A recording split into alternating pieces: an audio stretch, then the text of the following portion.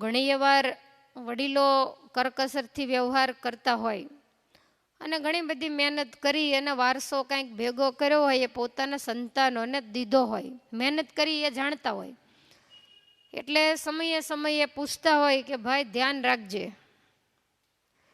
અને છતાંય પોતે વાતને ગુપ્ત રાખે કે એટલાયના રૂપિયા આડા અવળા અહીંયાથી ત્યાંથી લઈ અને એમાંથી વ્યાજ ને એનું વ્યાજ ને એમ કરીને ઘણું લાંબુ કરતા હોય છે.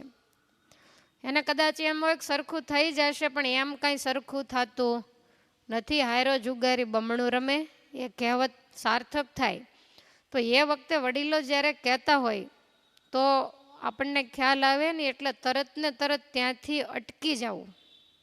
પછી તમે આજ થશે ને કાલ થશે એમ કરતાં આગળ વધશો તો આ બધું વધવાનું પછી ઘટતું નથી. અને એ વખતે જે હોય એ બધું વડીલોને કહી અને એનું જલ્દીથી એનો નિકાલ કરવો, નહીંતર પરિવારો પાયમાલ થઈ જાય છે. ઓછું મળે તો ઓછું ખાવું, પણ આપણે પાયમાલ થઈ જઈએ અને આપણે કોઈકને લઈ લીધા હોય એને કારણે બીજા કેટલા બધા પાયમાલ થઈ જાય તો આ પાપનું જ કામ છે. માટે ભગવાનનો ભક્ત વિચાર્યા વગર ન કરે. જેની આગળ શિક્ષાપત્રી નથી એ બિચારા કોને પૂછવા જાય? અને આપણી આગળ શિક્ષાપત્રી છે તો આજે તમારા યુવાન સમાજને કાંઈ શિક્ષાપત્રી વાંચવાની પડી નથી. પછી મા બાપની જાતિ જિંદગી એ જિંદગી બગડે છે.